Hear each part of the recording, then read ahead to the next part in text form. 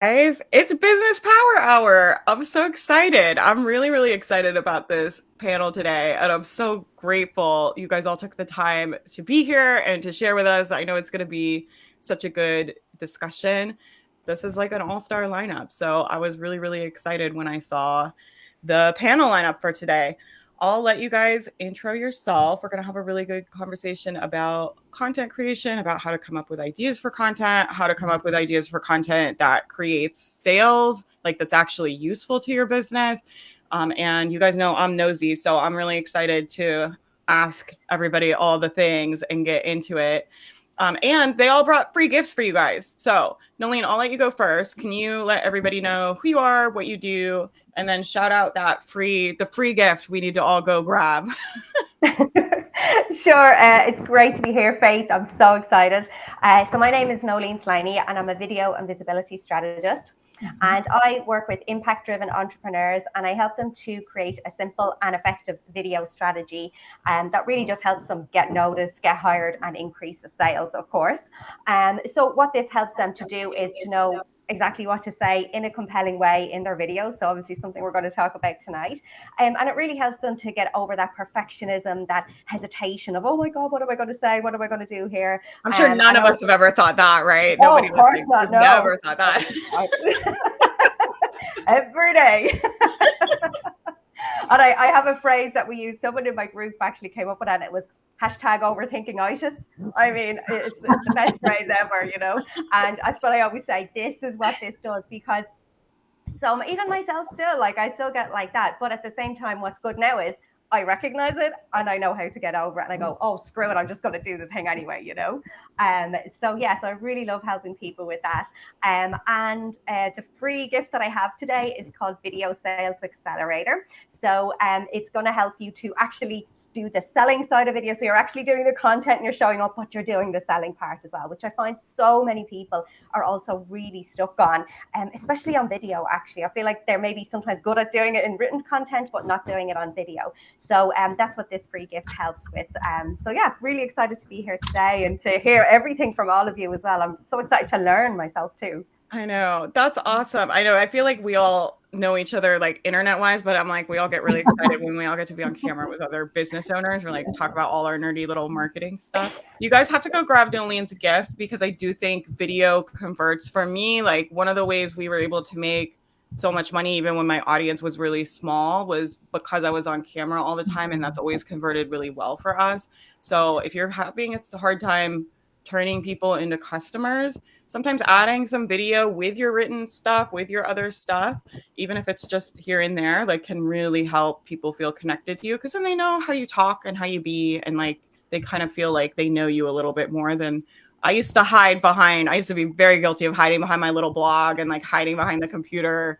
And once I started going on camera, my business started growing a lot. What about Simone? Hello, very excited to be here.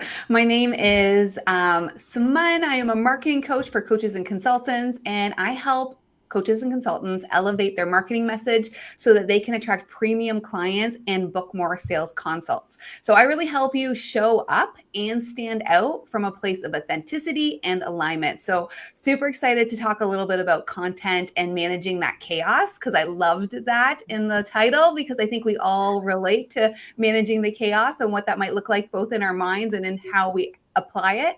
And so I'd love for you all to download my freebie. It's actually 5 irresistible marketing messages that will make your content convert and draw in your best clients. Because I think that's what we want to do with our content, right? Really appeal to our people versus trying to be everything to everyone. And so this really pinpoints exactly what might be missing from the way that you're connecting, or what might be missing in your messaging, to really kind of like, I'm showing it visually, but like not widen the gap, but actually narrow it. Yeah, you guys have to grab that from Simone. She is a marketing genius and has a long business background. So you definitely want, if you're feeling like, I need help with like my marketing messaging, or like what I'm saying is not resonating, you definitely got to check out Simone's stuff. She can help you. Yeah. And then Anna, last but not least. Hello, everybody. My name is Anna Crosby. I am an email marketing strategist. So I come from the land of emails, the playground of introverts. I'm an introvert myself, and this is why I love email marketing so much, because it feels personal, it feels cozy. It's just a great way that I have found to connect with my community and make sales. And that's what I help other business owners do as well. I primarily work with digital product creators, course creators, and coaches. So that's kind of where most of my advice tends to lie. But I'm excited to talk about email as content. I feel like it's not usually talked about when you talk about content. Usually it's, videos or blog posts or social media. But email is actually a really important piece of the content, because I feel like it's the one that most directly helps you sell, because it is so personal and because you can actually have a one-to-one conversation that is very natural coming out of it. So yeah, I'm excited to talk about that. My free gift is my Set Up Your Email Marketing for Sales workshop. I really love this training. It's probably one of the first trainings that I ever created, and it's because I noticed a lot of people were using email to send out blasts about their other content and other things that they were doing, or send those, 5 tips to do something, but they weren't actually setting up their emails for selling success. So they were feeling like it was awkward to sell in the emails. So in that workshop, I talk about how to really set up your email marketing for sales success from the very first email that your subscribers receive. So definitely make sure you grab that workshop if you're interested in selling with email. That's awesome. And we're very lucky because Anna is one of our co-coaches in the mastermind this quarter. So mastermind peeps get a call with her every month to work on copywriting, work on email. And I agree with you. I think like writing good sales emails is a very, very, very, it's a skill that has made me a lot of money.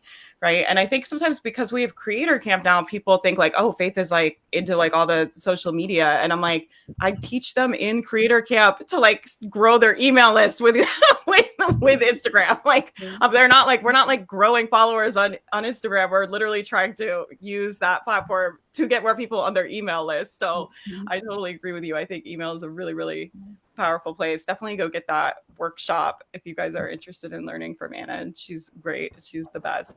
So one of the things I hear people say a lot when it comes to content creation is like, what is the best way to plan your content? Do you guys have like, do you guys have a holy grail planning system? Are we like fly by the seat of your pants girlies? Like, what are we doing with planning right now? How important do you think it is? How much do people need to worry about it? And I'll tell you, we have a lot of like kind of newer entrepreneurs in my community. And I think this really keeps people stuck, that there's like this idea of like, there's a right way to plan content. And like, I need to learn the ultimate planning system. So do you guys have tips for people that feel stuck planning their content?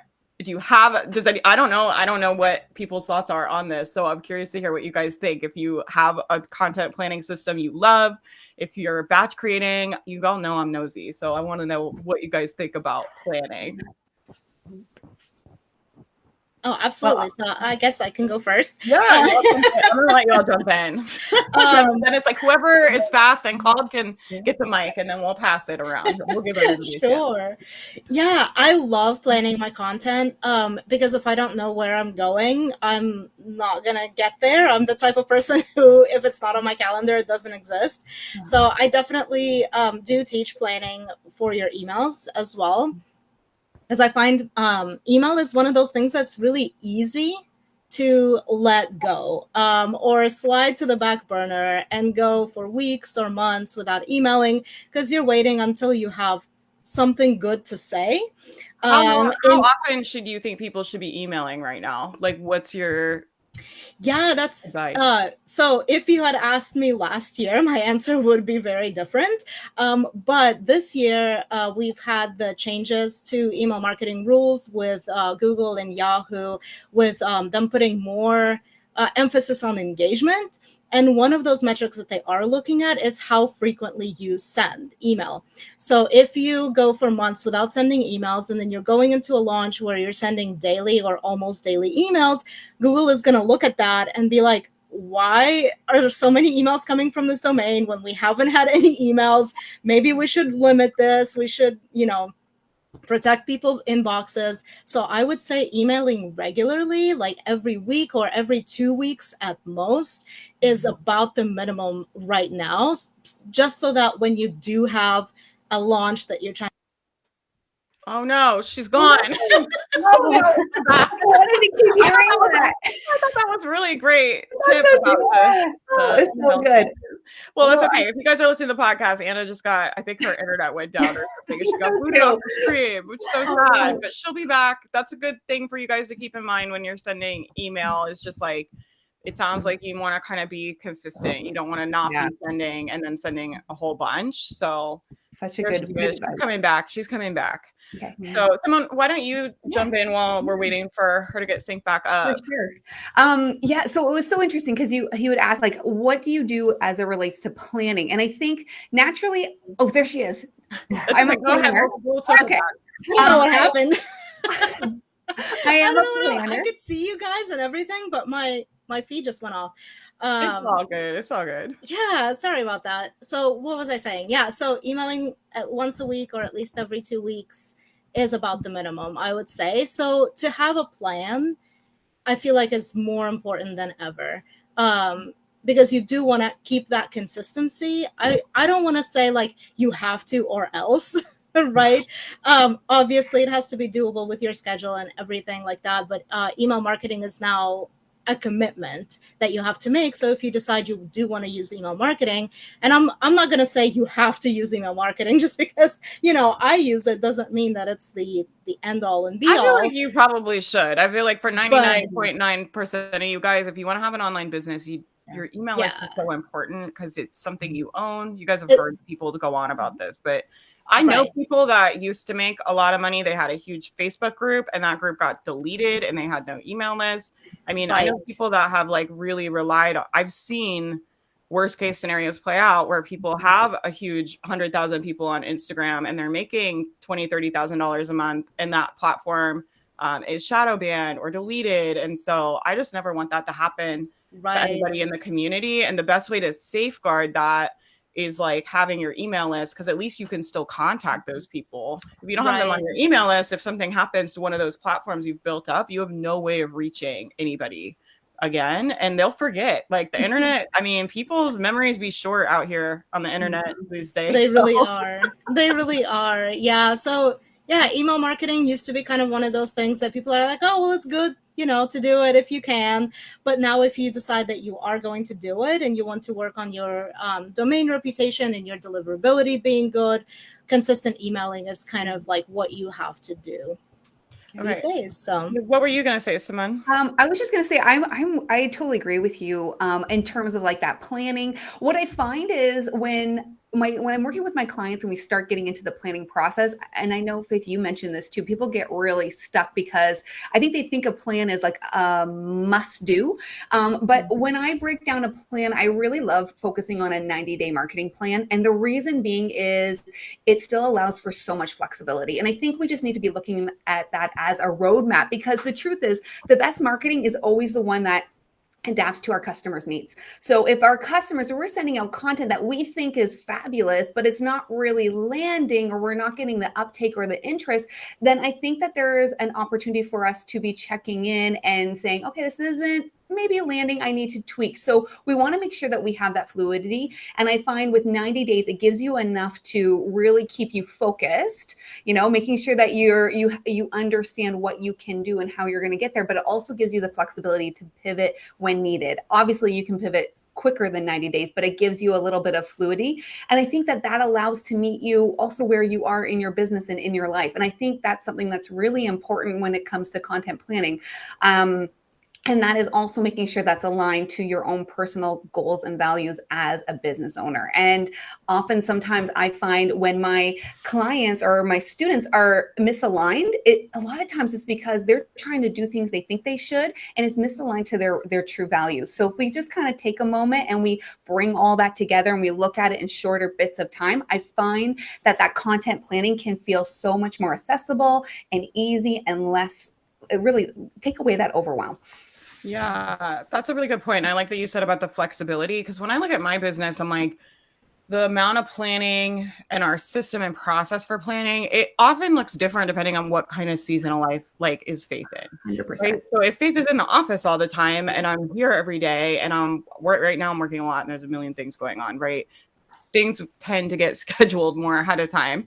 Like if I'm running around and not doing as much, like we might not need to plan as much because I'm not doing the live show and having panels and having interviews and like, you know, I can just kind of pick up my phone and post. So it kind of depends. For me, it depends what's going on in my personal life, like where my mental health is at, how much time I'm spending on the business, right? And then from there, I think your planning kind of needs to support your lifestyle. And then the other thing I'll say too is like the goal of the plan for me is always like that you're posting consistently and that you're posting more. So I think a good check is like, is this how I'm thinking about content planning and this process I'm doing? Is it helping me post more or is it making me post less? If you find you're just thinking like, oh my gosh, I have to plan 90 days and it's very overwhelming and I don't know what to do and what are my posts going to be? And that starts to make you post less. You're just taking Simone's advice and using it against yourself in a way that's not helpful. Yeah. Right. And so absolutely. And I'm with you because I do find I always try to be about 2 weeks ahead of schedule too. And I find that gives me so much more freedom in order to be flexible in my life. Like, so if something does come up, I'm able to be like, oh, I do have these two already. Like you let that pressure kind of go.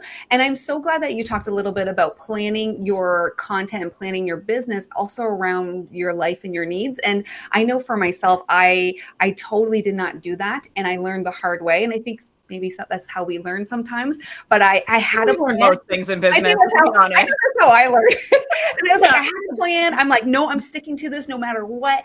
And I just plowed through. And you know what? I didn't get any of the business results I wanted because I wasn't in the right frame of mind. I just was doing the work versus being aligned to it and really, really serving my audience the way I should have been. And I wasn't able to reflect and pivot. And if I had done a couple things differently, I would have had a totally different outcome. But I just was so stuck on the plan. I think that flexibility as part of the content is so important, is just remembering to meet ourselves where we are. Yeah, I totally agree with you. And then what about you, Noleen? What is your kind of thoughts about this, about planning your stuff? Do you plan ahead? Are we doing everything in real time? What do you think? Yeah, so I totally agree with what Simone was saying there about flexibility. So I think it's really finding that balance between being strategic and being flexible. And I agree. I think that sometimes people get the word plan makes them almost freak out. They think it's like, oh my God, now I have to actually do everything like this. They think it's so rigid, but actually it doesn't have to be. For me, planning is about just giving yourself a starting point. You know, and then you start, you know where you're going, and then you can go off different ways if you want to. But once you have that starting point, it's a lot easier. Now, for me, the way I plan my content is I plan it around a specific goal. So what is my goal? So for example, like I'm a bit like Simone, I do like 3 months in advance and I always go, well, what am I going to be selling over the next 3 months? Or what is my goal? So for example, maybe say this month, I might say, right, well, I'm going to be selling, let's say, a particular program this month, and I'm going to promote that for the first 2 weeks, let's say. And then all of my content is all around that specific program. So that way then I know what I'm going to talk about. It makes it so much easier to create the content instead of sitting there going, what am I going to talk about today? Oh my God. And then everything is all over the place. And it's kind of like just, again, it's almost like a tick the box exercise. It's like, oh, just like post content for the sake of it. Whereas if there's a plan to it, it makes it easier. And then maybe say, for example, the second 2 weeks of the month, I might be concentrating on building my email list. So then all of my content would be around then, you know, my lead magnet, whatever particular lead magnet I might be promoting. Yeah. And I just think it's so much easier that way. I do that too, because I don't really plan out like what's going to go up when. I'm not like, I feel like pretty pleased with myself because I have 2 emails scheduled right now and I don't even remember the last time that has happened. Right. And like the only reason why is because my best friend is coming to visit next week and I'm off next week. Like otherwise I just do things in real time. That's like how I like to do it. And I have like, luckily I'm able to do this full time, right? So I have the time to be able to do that. But I do plan in the way you were saying around, I'm very focused on the goals that I'm after. So like right now we're promoting Get Funnel Done Week. Shout out Get Funnel Done Week. You guys should all come. It's at the end of the month. It's going to be very good. We're going to help you build a funnel. It's going to be awesome. But I'm promoting that right now. And in my mind, I even have like a little tracker in Notion where I'm like, how many people are signed up for that event? Right. So I'm trying to get to 1,000 people signed up for that event. And so every day I'm like filling that in. And I do have like that in my mind. Once we get those signups in, then it's going to be like, maybe we'll be focusing on getting people on the mastermind waitlist. The mastermind's opening July 1st. Shout out to the guys like this. This is like face promo hour. Shout out, sign up for the mastermind. The mastermind waitlist is getting good stuff though. You guys should sign up. But I think that's a really, like, I didn't even realize, I wouldn't have even called that planning, but I do that. Like if somebody was like, do you plan your content? I would have been like, meh. I mean, but I do have in my mind, like my goals for the business when I'm making content. So in that way, I do plan content. Yeah, exactly. And you said it right. Like it's the same with me. Like I'm the same. Gosh, I don't remember the last time I even scheduled an email. Sorry, Anna. But at least so if I know, like, okay, it's just as I said, it kind of makes me know. It gives me an idea of what I'm going to talk about. I may not know exactly, like it may be on the day I will do the thing, but it makes it easier. Do you know what I mean? And so I feel like there's still that kind of, as I say, there's that little bit of planning, but flexibility as well, if that makes sense. Yeah, I like having these panels too, because it just goes to show like all of us are successful. Everybody's making sales. Everybody has an audience. And like we all run our businesses very differently. And so for everybody listening, that might seem confusing, but this is how entrepreneurship is. Like there's not, I know people love to sell like the business blueprint and the step-by-step. And it's like every business I know is different. So you've got to find your way of doing things and what works best for you. What do you guys think as far as like, you guys kind of all mentioned like, you want to be serving your audience and you want to be putting out good stuff for them and you want to be helping them. How do you do that? How do content, everybody, you know what I mean? It's like, how do you guys have tips for that? How do we make content that is good? Like, how do you know if it's good? How do you figure out what's good? What do you guys think as far as like making things that are useful to your audience that they're going to like? Do you have any tips for people trying to figure out how to do that, or maybe feel a little intimidated thinking about that? I mean, the best way is to ask them. To ask your audience. If you don't have an audience yet, you can borrow somebody else's audience and ask there. Maybe Facebook groups that you're in or other programs that you're in, you can always just ask people, what are your top questions about this? Or if you have some ideas, you can give them, A, B, C, or D choices, and then they'll respond to that. That strategy actually really works great in emails. So you can actually start a conversation very naturally from a response.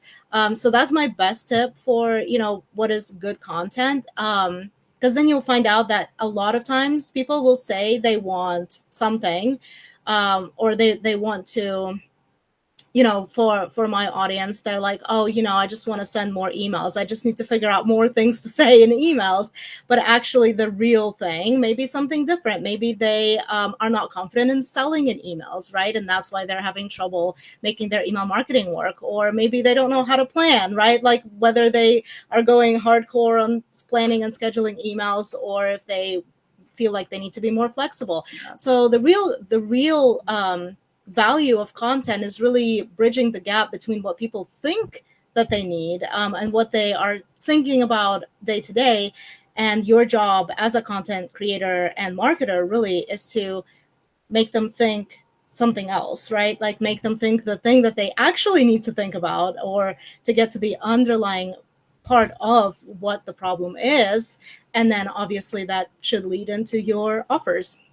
Yeah. And I think that's a really good example, right? Because you could say, you might think that you need help coming up with more email ideas, but if you're not making sales on the emails you're already sending, then what's the point? What are we doing here, right? But if you don't explain that to them, they don't know. And I think it's important that you guys understand the people that are going to pay you to fix these problems, they've probably had them for a while and they're probably pretty painful. And if they understood them, then they wouldn't need to hire you.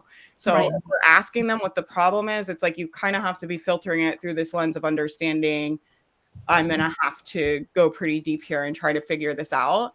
And I always advise people, like, help people for free, which a lot of business coaches really disagree with. But the reason I do that is because I think if you go coach people or go answer questions or go do Q&As or like just try to help, and I'm talking like, 500 people, like go help a bunch of people for free. People will start asking you the same questions over and over and over again. And it also starts to become clear about like, oh, they all think it's this, but Mhm. they're actually, the real thing they're trying to get help with is this over here. And it kind of takes a bit of like getting in the weeds with them. Sometimes, like I'm saying, we get kind of disconnected behind our computers and we like to hide behind our screens. And if you don't have a connection with your audience and really deeply understand their problem right now, you're going to have a hard time marketing right now. Like it's not an easy time to be doing sales for anybody right now, I don't think. Which is fine. It just means like you have to be marketing at a higher level than you did 5 years ago. Yeah. Right? The best analogy that I've ever heard for this is when you go to the doctor and you say, my leg hurts, the doctor isn't asking you, well, why do you think your leg hurts? Right? The doctor is going to actually tell you, like, oh, it's because you have a splinter, or it's because you have, this bone disease, right? Like it's the doctor's job to diagnose the underlying problem. And you as the patient or as the potential customer only has a surface level understanding of it. That's why you go to a doctor. I mean, if everybody could just self-diagnose why their leg hurts, Yeah, you're like, if I we had been wouldn't to go to medical doctors, school, right? That would be easy. I love that. I love that saying just because it reminds me of one that it's like no one buys the 5-inch drill hole. Like they want the 5-inch hole, right? Like no one's like, hey, that drill hole, I need it to be really fancy with some extra grooves, right? No, like the outcome that they actually want is they want a 5-inch hole because they're creating something, right? Like that's what they're buying. And I think us really understanding our audience is so important. So I loved, that we're talking to our audience. Market research can look really different in a variety of ways, right? We can go into Facebook groups and just see what the trending themes are based on what people are asking for help. Go on Reddit, right? You could be, our own consults. When people are booking consults with you, if you are getting some consults, you get so much information by asking them questions through that discovery process. If you said to, talk to some people, help them out for free, see what their pain points are. I think that's so important. And when you talk to more people, it helps, validate or in even just better understanding of what you could be doing to solve those problems and how to position them differently.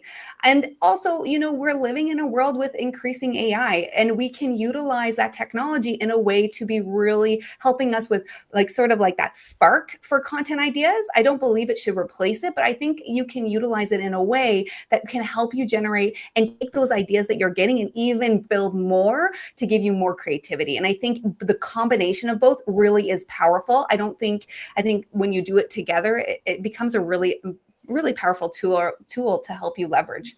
Yeah, I use AI all the time. I think I'm like, people that are hating on AI, I'm like, are you crazy? Like, I get what people are saying about the copy is lame. Like it writes a lot of like the treasure trove of, if I read one more email about the treasure trove of up leveling, I'm going to vomit. But as far as like, oh my God, the rocket ship emoji has officially, it's dead. ChatGPT has killed it. Yeah, it's true. It adds it to everything, right? I used to use it a lot in my branding, and I'm just like, oh my God, I have to stop using this. People are going to think we're ChatGPTing or emails, but I'll use it sometimes just because my stuff gets, I'm sure like nobody's surprised by this, but my emails get very long and wordy. And like, sometimes I'll use it to be like, what are the main themes of this email? Like, what are we even trying to do here? Right. And just like, I'll just ask it for like what you're saying, for ideas, for brainstorming. Kelsey and I use it for naming things. Like, yeah, it gives you a lot of lame ideas, but what you're saying too, Simone, it's like it like gets your brain going where we're like, oh, this and this together. What about this and that? And like, so there's lots of really useful ways I agree. And one other thing, sorry, is that I find that when you have a lot of research or you're trying to compile a bunch of things together, if you're not used to how to identify themes, it can feel really overwhelming looking at all this being like, now what? Like, what am I supposed to do with this? And sometimes using, an AI tool can help you also bring out the themes to that point. You can be like, take all this research. What are the key themes based on this audience group? And you can get some really insightful things that can help you then break it down in your unique way of saying something, your unique lens, your unique, philosophy and vision. I think when you apply that filter to it, it can be really powerful.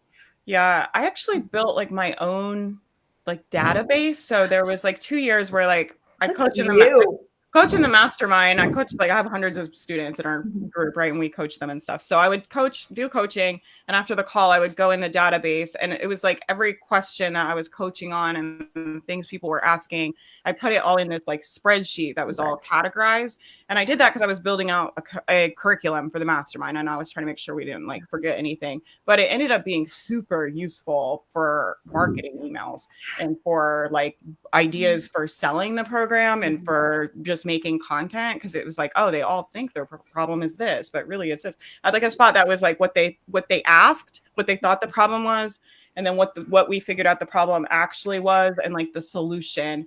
And I just filled all of that out, and then I would like tag it with different categories and stuff. Oh my gosh, I love that. Yeah, so that's something I would really recommend if you're struggling with this, is just start, like, every time somebody asks you a question in email, or every time you see one of those questions in the Facebook group, when you start writing it out, it like helps your brain kind of find those themes, I think, like you're saying, Simone. Yeah. And then what about you, Noleen? Yeah, so I agree with what Anna said, actually. If that was going to be what I was going to say, it's like, just ask. Like sometimes, you know, as humans, right, we're trying to figure out all this stuff, right? And we forget to actually open our own mouth and ask a question, you know? So what I find, like one of the easiest ways I find to do this is, and this actually creates solves two problems, if you like, right? Obviously, we're talking about content. Number one, I ask questions, and I ask it in my content, right? So it's creating content, right? Really easy. And I get tons more content from that. So for example, some of the ways I do it is, like, even if say I create a video, right? At the end and or the beginning of the video, I will ask a question. And I will say, it can be even sometimes something as simple as, can you relate to what I said? And what I find is that gets a conversation going, that, as you were all rightly saying, you go even deeper again, right? Because once they're commenting, right, then I can ask questions and I can go deeper again. And also what I do is I'm very strategic with the questions that I ask. So sometimes I might just put out a post where it's literally just a question, but I ask the question strategically. So it's not just like, what are your struggles with, you know, video? Like, that's not going to tell me anything, right? But I want to go a bit deeper with people with this. So I'm trying to think of an example. There was one actually I asked a while ago, and I'm going to paraphrase here, but it was something like, I said, when people watch your videos, what do you want them to do? And the answers were incredible. Like, some of the things people were saying, they were like, oh my God, I never really thought about it, you know. And then also when we started going even further into the conversation, there was things like perfectionism coming up. Like, it was amazing how the conversation turned. But I got so much from that. Like, that is now copy I can use on sales pages. It is more content that I've created. I even actually created a program based off some of the answers. So yeah, like, just ask people questions, you know. Because if you don't ask, you don't get, right? Yeah. As the old saying goes. Yeah. I'll tell you guys too, if you're stuck and you're listening to this, something I think about a lot and I coach a lot on is, like, sometimes that thought, like, I really want my content to be good and I want to really help people. Sometimes that thought is just very unhelpful. It seems like we call them, I was joking in the mastermind about, like, my precious, like in Lord of the Rings, it's like, my precious, my little precious. And it's like, it kind of feels like a precious thought where it's like, I want my content to be really good. It's like, but it's actually like not a very it can be very unhealthy when you're a content creator, because it just creates a lot of pressure, right? And so I think taking some thoughts that can take that pressure off. So one of mine that I use is for content creation is, like, my brain will be like, I don't know what to say, or like, nobody likes you. And I'll be like, even if nobody likes me, I'm just going to try and help somebody today. Even if I don't know what to say, even though I don't know whatever, I'm just going to put something out and try and see if I can be useful to somebody in the community today. And that, like, kind of starts taking the pressure off. Or when I start thinking, I'll do this sometimes around launches. Like, sometimes I'll get really stuck on a launch goal where I'm like, of course, I'm like very goal driven, right? You guys know this about me. And I get very like, every launch needs to be the biggest launch and every event needs to be the biggest event. And like, make my team insane and like myself crazy. And when I get in that energy, you know, my brain will be like, the launch content has to be really good. And it's like, that's the least inspired, like, most annoying place to try to write emails from. It's like, it is like trying to like squeeze water out of a rock. It is just like, nothing is coming. Right. And so I have to kind of just be like, the launch is going to be what it's going to be. The business is going to grow at the time it's going to grow. I'm just going to say something and try and be useful, and it will work out how it's supposed to work out. And being in that energy is really, really helpful for me for content creation. So if you guys are listening to this and you're like, how do I figure out what people want to say? Just start saying something and you'll get a better idea of what you like to talk about and what people want to hear from you when you put out more stuff, right? So I'm always like, if you have no idea what to say, go do 100 posts and then go look at the data. Like, go look and see which ones did they comment on, which ones did people, I mean, I have stuff on there that we're testing, people hate. Like, we don't get any, I'm like, oh, that's not working. Okay, let's try a different kind of strategy for the video clips. Like, I thought they were going to love that, but the data doesn't lie. It's like nobody commented, nobody watched it. What tips do you guys have for staying inspired like that, to stay in that energy of like feeling like you can make stuff and actually putting stuff out? And what is, like, I would love to hear, because I'm nosy, I would love to hear from you guys. What are your personal little content gremlins? Like, my brain always goes to like, nobody likes you, everybody thinks you're annoying. But what are like your little content gremlins, and like, how do you stay in a place of being inspired and creating? Oh man, that is so good. How long do you have, Faith? I'm sure we all have things on this. I was just going to say, I think like my gremlin, I'll start there first, is definitely coming from a place of perfectionism. Having been in marketing for so long, especially agency life, you like 100 times check your work. It's all about the client.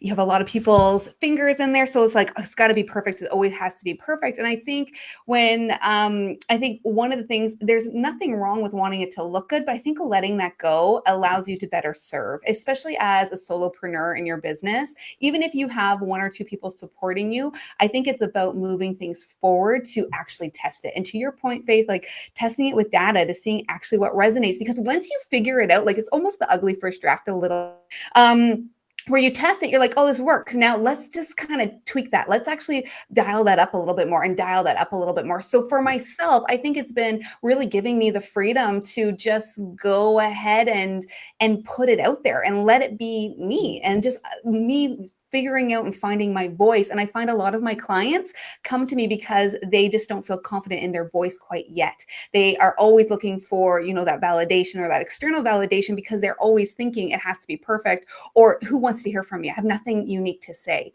And I think so often we just need to break down those bigger concepts into smaller like steps that allow us to move us forward, because that momentum actually will create a lot of great results and really will allow to propel us to find our voice and to be more confident in what we do. And it's just doing it. So I know that's kind of been where I am. So that's what I try to stay in. And I try to do the client spotlight, where it's focused on the client. So it takes away from all of my limiting beliefs, like perfectionism, like, do I have anything new to say? Right. And it's more about the client and what they need to hear in this moment in time. And I find that really takes a lot off. I don't know about you all, but that helps me a lot. Yeah, for sure. I totally relate. What about you, Anna? Yeah, I was actually going to say something similar, because my troll thought with content is I'm not saying anything new, right? Like, I'm not saying anything that people haven't heard before from, learning from other people or just reading stuff online. But every time I write an email and it's got something that I've said previously, I always get at least one person reply back and be like, wow, this is great. I've never heard this explained in this way. Like, it gave me a light bulb moment. So that's kind of what I try to remind myself. It's like, there's always somebody out there who has not heard it the way that I'm saying it. And I recently saw somebody say, it's all been done, but not by you. Mm-hmm. And I really like that. And I'm trying to really embody that thought whenever I create content, even if it's something that I have said before. I might not have said it the same way 6 months ago as I'm saying it now, because now I have more experience. I've talked to more people. I'm kind of using slightly different language. And I had lots of people tell me, like, I knew about funnels before, but it never clicked until I heard you explain it in this way, right? So, for even a concept that we hear all the time.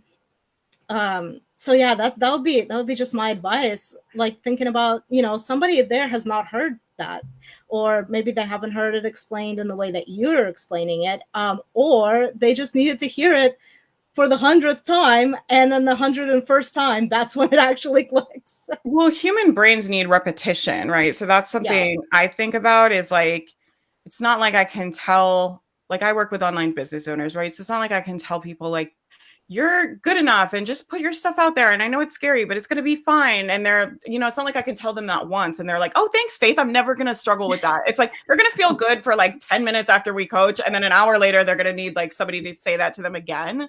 And so one of the things that we teach in Creator Camp is like your core messages, and literally key and you say the same 4 core messages over and over, because human brains need repetition. If somebody's really struggling with something, they need to hear like, hey, you can do it. Like, failure is normal. It's going to be okay. Nothing's wrong with you. You can say that stuff to your audience every day, and they're still going to need to hear it again tomorrow.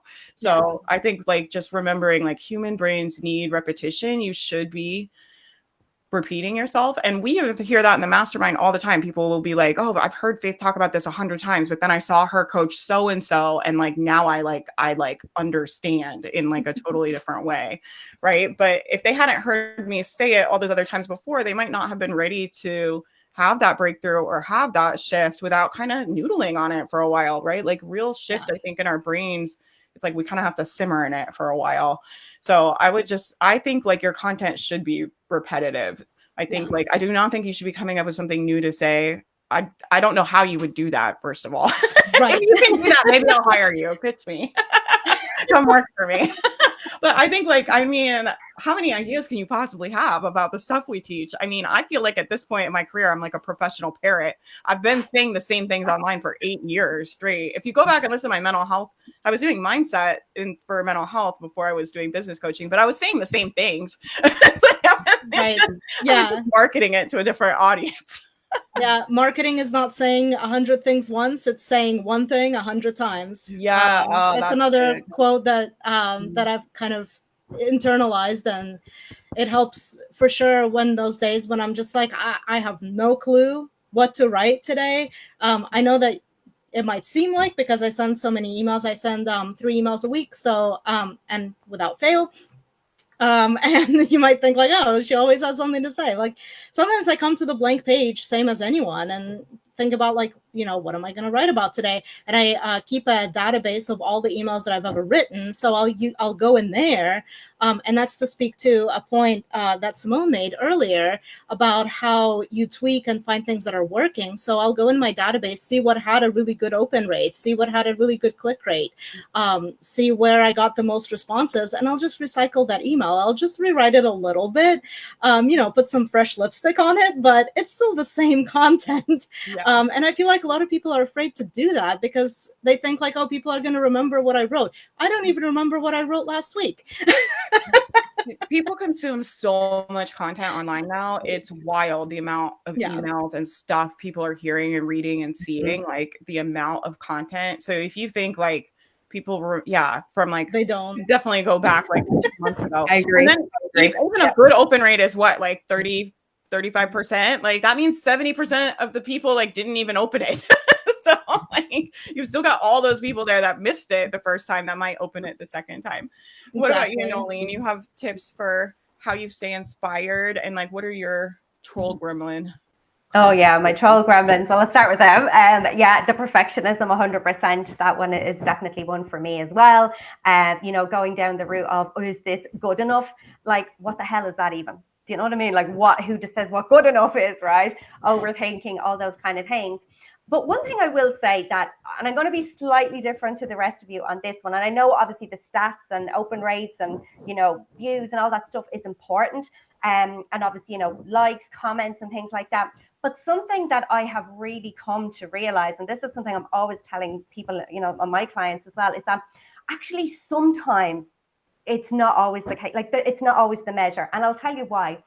Because a lot of times, a lot of my clients who work with me, I have never seen them like one of my videos or one of my posts or reply to one of my emails. I don't know who they are, and they've never commented, and yet they'll say to me, oh, I'll say like, how did you find me? Oh, I've been watching you for years. And I'm like, I've never even seen you. Or I've been watching you for months. Oh, I love your content. And yet I don't know who they are. So going back to something you were saying, actually, Faith, right? Like, you know, the thing is, somebody actually is always watching.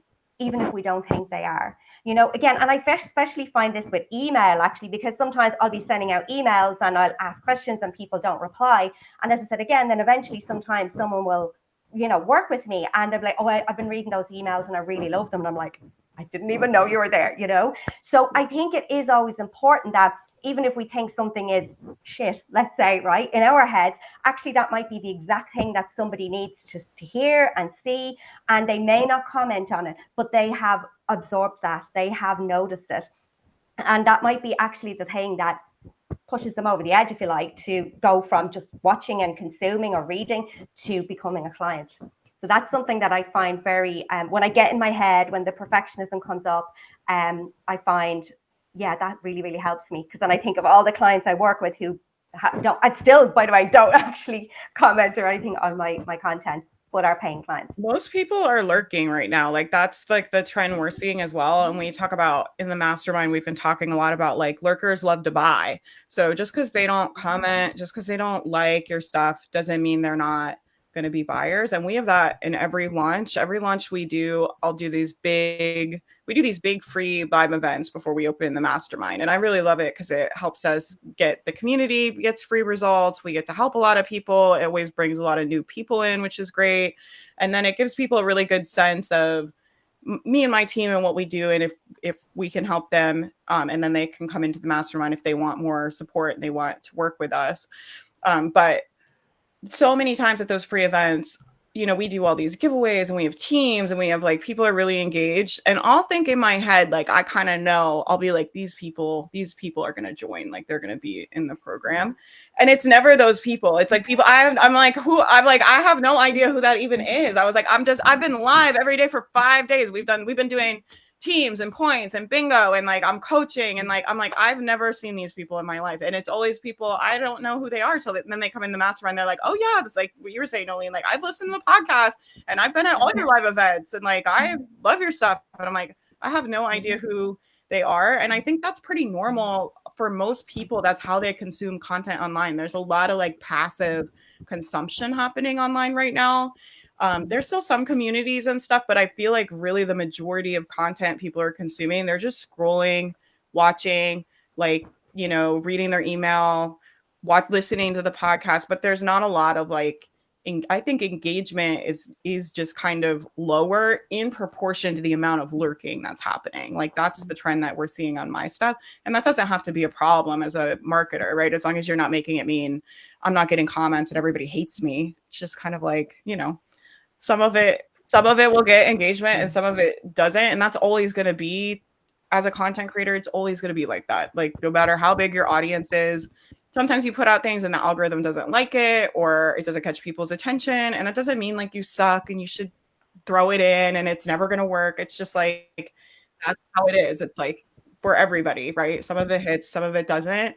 You just want to keep putting more stuff out, just trying to help more people, right? I think for me, like the big thing is like, as long as I just keep focusing on like, I know me and my team can help people grow their audience and improve their marketing. We're really good at it. And I'm going to get this information to as many people as I can that want to learn, right? Because they're very powerful tools that can change people's lives. And whatever you're doing, like your version of that, like even if it's like cake decorating, right? But maybe people are, you know, many people are depressed and sad and hate their job. And like, maybe they need a cake to decorate at the end of the day and just be like, I'm going to put out my stuff and show up today and just try to give people something to be happy about for a few minutes. Right.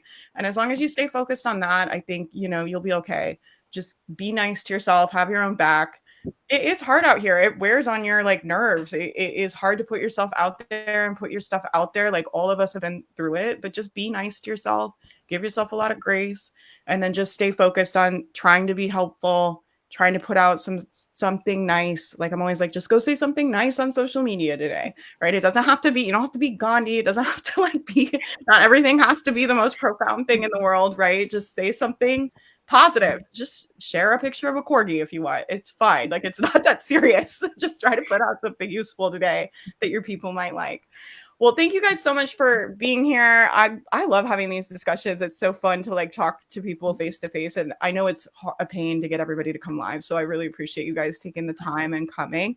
Can you just go around one more time for anybody that's just coming on and just real quick tell everybody, first of all, where can we stalk you? Where do we go on the internet? I'm like, where do we go? I know you all have good free stuff. So I'm like, where do I go to get all your good free stuff?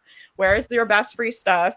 And then shout out your free gift you guys brought one more time, because I want to make sure everybody that needs those gets those as well. Everybody's all shy at the end. Noleen, go first. I'll go first again, okay. So my website is noleensliney.com, NOLEENSLINEY. And that's pretty much how you'll find me online, everywhere, just my name. I'm mostly on Facebook, and that's where I spend most of my time, although I am also on Instagram. I have a presence on LinkedIn, but I'm not really on there very much. But yeah, come and follow me and connect. I would love to connect with you. And my freebie is the Video Sales Accelerator. So that's the one where you will learn the 3 quick and easy ways to use video to start selling your offers. They take like less than 5 minutes to do. It's so quick and easy. Like you could do all 3 today if you wanted in about 20 minutes. So we'll put all the links for everything in the show notes for you guys. And Anna, what about you? Yours. I can't talk anymore. What about you? Yeah, sure. So surprise, come hang out with me in your email inbox. Joining my email list is the only way that I share anything. I'm not on social media or anything like that. You can go on my website, genicollective.com. That's GENI Collective. You can sign up for the freebie that's there, or the email. Set up your email marketing for sales workshop. That's genicollective.com/email sales, where you learn how to set up your email marketing for sales from the very first email that you send, so you don't have to wait in order to make sales. Sign up to my email. That's where I'm at. That's do that workshop, you guys, because we're doing another fall all niche bundle. I was like choking when I looked at the stats. Kelsey and I were looking at the stats right before we came on here, and we've had over 5,000 people opt in for the summer bundle. What is happening? And it's still got 2 more days. So I was like on the floor. And I think the next one, we've been kind of rethinking some strategies, and I think the next one will be even bigger. And we want to feature your guys' stuff. This is an all niche bundle with the community to help everybody get email subscribers. But my point is, you want to get Anna's workshop, because one of the things that people are struggling with is they're like, wow, I just got 100 people, 200 people on my email list. What do I do now? Yeah. And she can help you set up a funnel that will warm them up and get them ready to buy. And then when you're in our events, like that goes really well. Like what we're doing at Get Funnel Done Week too, is like getting that nurture sequence. So that way, when they get your gift, we're getting them either warmed up to buy or putting a really great offer in front of them right away. So, the point is not to grow email lists, right? The point is to like get more customers for your business. Like that's why we have the email list, right? And Anna's very genius at doing that. So make sure you go watch that. Watch for the dates for the fall bundle. We'll be sending them out soon. And then what about you, Simone? Okay, come hang out with me on Instagram at Simone Moreau Coaching. Simone, Simone, Moreau, Moreau. And you can also find me online at SimoneMoreau.com. Love to hang out with you. And definitely grab my freebie. It's the 5 irresistible marketing messages that will actually help you take your content and convert it into content that attracts your best clients, because your voice is your foundation. So love for you to take those and make those tweaks and start drawing in some awesome dreamlike clients. That's awesome. And then I'm Faith Mariah. You can find me at faithmariah.com. And we're doing Get Funnel Done Week, which is free. So get your free ticket. I'm coaching for free 5 days, helping everybody with I used to make a lot of money off of a welcome funnel. That was like how I originally matched my salary at my day job. So when I first quit UF, I matched my salary with a mental health blog. And one of the main income drivers on that website was having a welcome funnel with a flash sale at the end that I got to convert. And I had a post go viral. And I remember sitting at my desk at my day job. I had never made any money online. I finally made some really good changes in that funnel and really tested some stuff. And it started converting. And then right after that, I had a post go mega viral. And I was sitting at my desk and I made $5,000 in one day. And I was like, oh, and it really changed my life. Like from that moment, I like kind of realized like, oh, this is like real opportunity to make money online, and I could like actually figure out how to do this and work for myself. And so funnels, they really did like change my life and the trajectory of my life forever. And so I really want to help you guys get those set up. I have a whole panel of experts that are coming to teach, and then I'm going to be coaching. We're going to be doing some group brainstorming and really fun networking stuff, and it's all free.